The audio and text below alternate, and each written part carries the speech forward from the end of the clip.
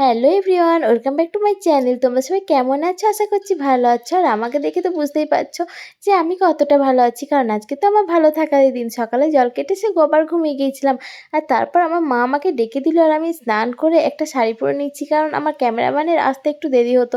আর তারপর আমি রেডি হয়ে নিয়েছিলাম, আর রেডি হওয়ার ভিডিওটা তোমাদেরকে আমি দিতে পারলাম না, কারণ আমার ভিডিও করার টাইম ছিল না। আমার ক্যামেরাম্যান চলে এসেছিলো, আর আমাদের বাড়ির কাছেই অজয় নদী আছে, ওখানে আমি চলে গিয়েছিলাম ফটোশ্যুট করতে। আর এইদিকে দেখো আমার শাড়ির অবস্থা দেখো, এত হাওয়া দিচ্ছিল, আমার শাড়ির পেছন দিকটা তো পুরো উঠে গেছে। আর কেমন লাগছে, আমি তো কোনো মেকআপ করিনি, আমি মেকআপ করার টাইমই পাইনি, তাই আমার কোনো মেকআপ করা হয়নি সকালবেলাতে। আর আমাকে মেকআপ করে দেওয়ার মতো কেউ ছিলই না, আর আমি তো নিজে করতেই পারি না। আর এদিকে আমার বান্ধবী আমার শাড়িটাকে উড়িয়ে দিল। আর বাড়ি আসতে আমাদের 9টা বেজে গিয়েছিলো, অনেক তো নিয়ম আছে, তাই আমরা বাড়ি চলে এসেছিলাম। আর এদিকে দেখো আমাকে শাঁখা পরানো হবে, গুরুদেব আমাকে শাঁখা পরাচ্ছে। আর ওই সাইডে দেখো আমার দিদির ছেলে তখনও খেলা করছে।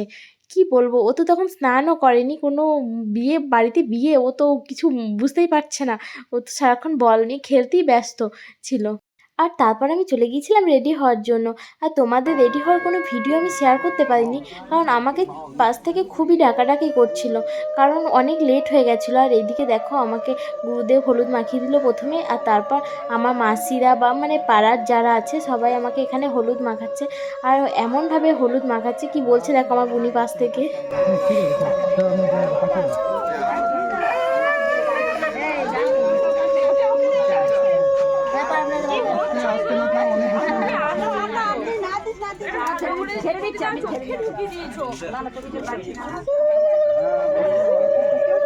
মনে হচ্ছে হোলি করছে এখানে।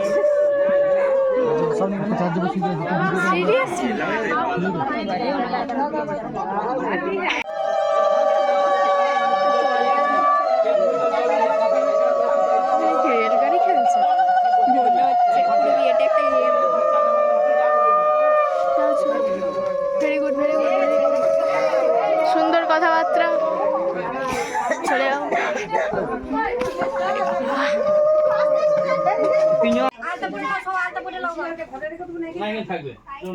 আর এদিকে আমার মুখের অবস্থা দেখো, আমার মুখে একটু হাসি নেই, কেন বলো তো, কারণ আমার চোখে অনেক হলুদ ঢুকে গেছিলো।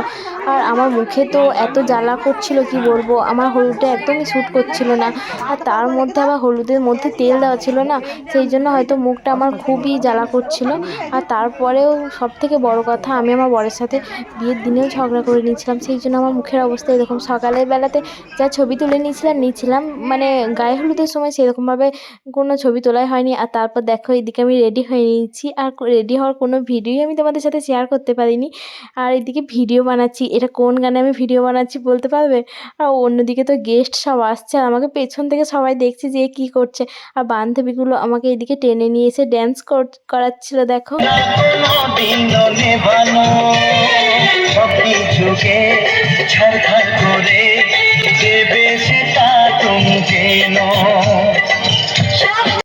আর আমার বড়োর দিকে আমার জন্য ওয়েট করছে, তাই সবাই আমাকে চলে এসেছে নিতে এখানে।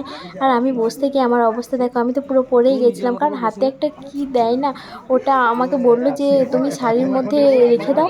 আমি শাড়ির মধ্যে রেখে দিয়েছিলাম, আর ওটা আমার পুরো পেটে ঢুকে গেছিলো। আর এদিকে আমাকে নিয়ে যাওয়া হচ্ছে, সবাই তো আমাকে তাকিয়ে তাকিয়ে দেখছে, কে দেখছিল তখন তো আমি বুঝতেই পারছিলাম না, কারণ পানের পাতা দিয়ে আমার মুখটা ঢাকা দেওয়া ছিল। আর আমার তো খুবই ভয় লাগছিল যে আমি পড়ে যাব না তো, আমাকে কারা ধরেছে আমি তো তখনও দেখিনি ভালো করে। আর এদিকে দেখো আমি 7 পাকে ঘুরছি, আর সাইড থেকে আমার বান্ধবীগুলো আর আমার পিসি মাসিগুলো খুবই চিৎকার করছে, আমার তো প্রচণ্ড হাসি পাচ্ছে। আর আমাকে বলছে বেশি হাসিস না, আমরা ফেলে দেবো, কিন্তু আমি তো খুবই ভয় পেয়ে গিয়েছিলাম।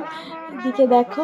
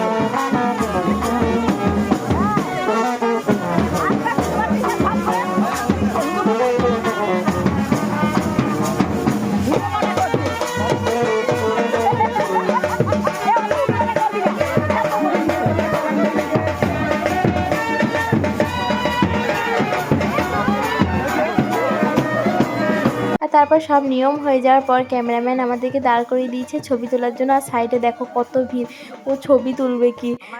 সবাইকে সরে যাও বলতে বলতেই টাইম চলে গেছে। আর আমি বিয়েতে বসে পড়েছিলাম। আর এখানে একটা দাদা আমার টায়রাটা খুলে দিচ্ছে, কারণ এটা টায়রা ছিল, আমি টিকলি পরে থাকলে হয়তো খুলতে হতো না। আর এদিকে আমার বর দেখো কেমন ভয়ে ভয়ে বসে আছে, আমি তো বুঝতে পারছি না, আমার বাড়িতে আছে তো সেই জন্য ভয়ে ভয়ে বসে আছে, আর আমি আমার নিজের বাড়িতে আছি সেই জন্য আমার এত হয়তো সাহস। আর এদিকে ওকে বলে দিচ্ছে কিভাবে সিঁদুর পরাবে কি না কি সব কিছু বলে দিচ্ছে।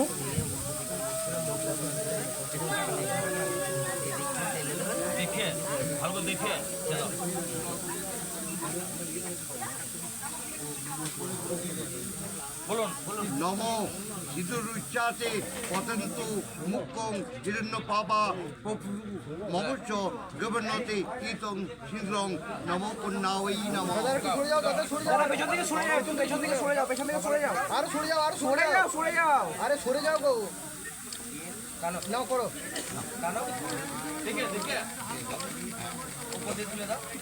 হয়ে গেল শেষ। আর এদিকে ওই যে নাপিত দাদাটা ছিল, ও দেখিয়ে দিচ্ছিল মানে কিভাবে গামছাটা দেবে। আর আমাকে এত বাজেভাবে গামছাটা দিচ্ছিল দেখো, তাও ও একবার শেষে এসে দেখিয়ে দিল যে এইভাবে দিও না, এইভাবে দাও। তাও দেখো মুখটা কেমনভাবে ঢেকে দিয়েছে, মনে হচ্ছে আমি যেন চুরি টুরি করেছি, আমার মুখটা কেউ দেখে নেবে। কি বাজেভাবে আমার মুখটা ঢেকে দিয়েছে দেখো, চোর চোর লাগছে আমাকে দেখতে।